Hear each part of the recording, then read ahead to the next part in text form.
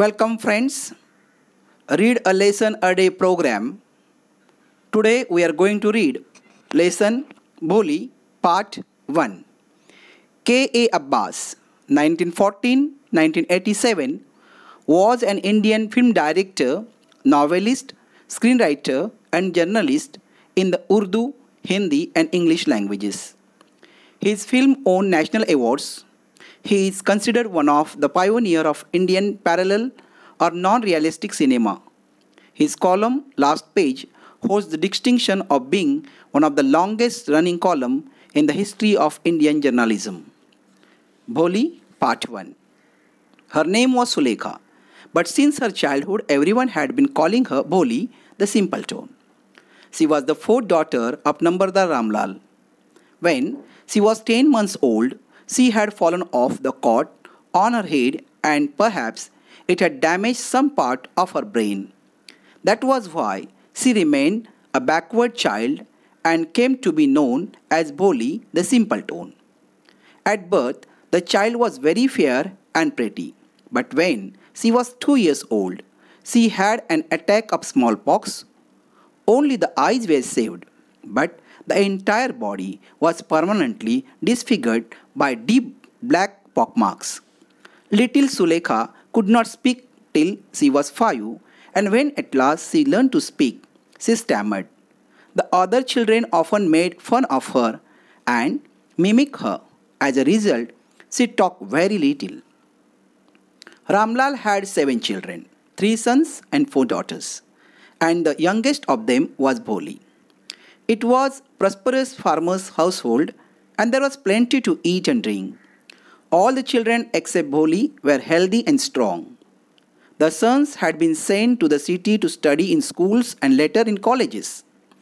Of the daughters, Radha the eldest had already been married.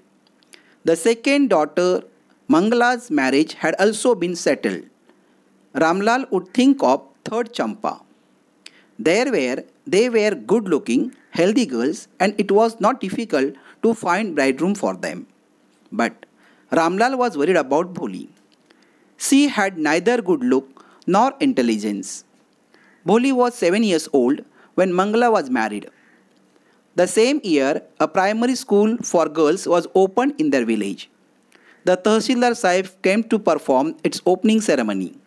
He said to Ramlal, "As a revenue official, you are the representative of the government in the village and so you must set an example to the villagers.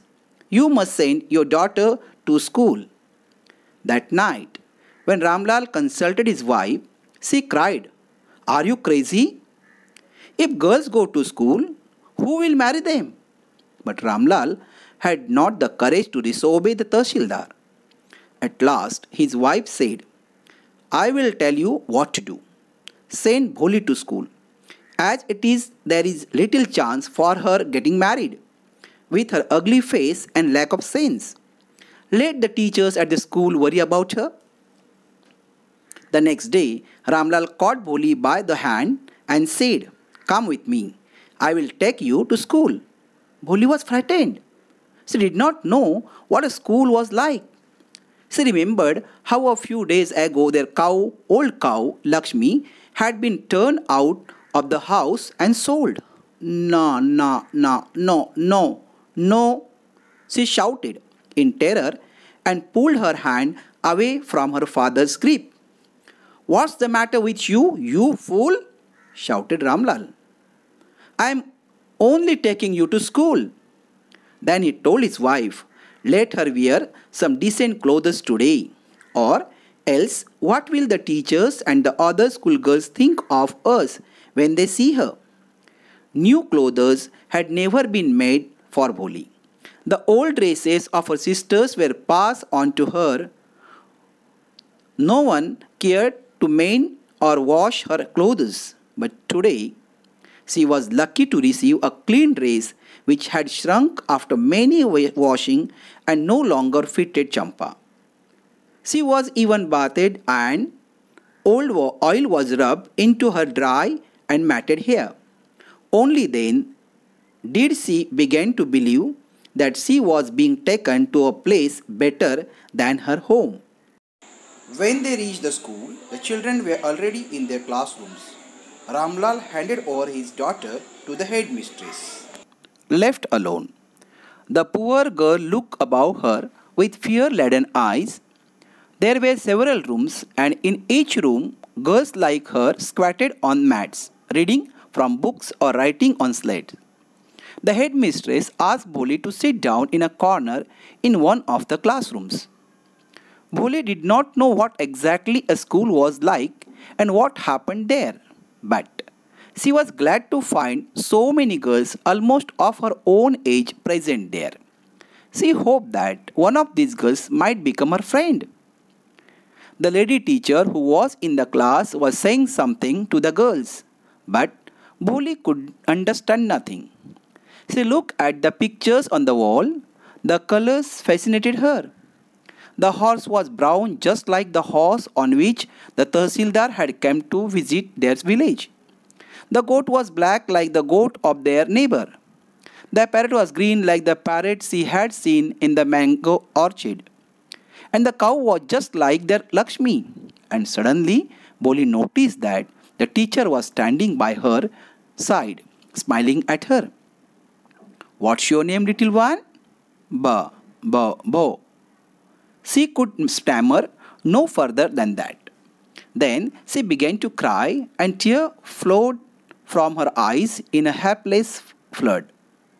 She kept her head down as she sat in the corner, not daring to look up at the girls who she knew were still laughing at her. When the school bell rang, all the girls scurried out of the classroom, but Bholi dared not leave her corner. Her head still lowered, she kept on sobbing. "Bholi." The teacher's voice was so soft and soothing. In all her life, she had never been called like that. It touched her heart. "Get up," said the teacher. It was not a command, but just a friendly suggestion. Bholi got up. "Now tell me your name." Sweet sweat broke out over her whole body. Would her stammering tongue again disgrace her? For the sake of the kind woman, however, she decided to make an effort. She had such a soothing voice, she would not laugh at her. "Ba, ba, bo, bo." She began to stammer. "Well done, well done." The teacher encouraged her. "Come on now." The full name. "Ba, ba, bo, Bholi." She was able to say it and felt relieved as if it was a great achievement. "Well done." The teacher patted her affectionately and said, "Put the fear out of your heart. You will be able to speak like everyone else." Boli looked up as if to ask, "Really?" "Yes, yes, it will be very easy. You just come to school every day. Will you come?" Boli nodded. "No," say it loud. "Yeah, yeah, yes," said Boli. Herself was astonished that she had been able to say it. "Didn't I tell you? Now take this book." The book was full of nice pictures, and the pictures were in color: dog, cat, goat, horse, parrot, tiger, and a cow just like Lakshmi. And with every picture was a word in a big black letters. "In 1 month you will be able to read this book. Then I will give you a bigger book. Then a still bigger one. In time you will be more learned than anyone else in the village. There no one will ever be able to laugh at you. People will listen to you with respect, and you will be able to speak without a slightest stammer. Understand?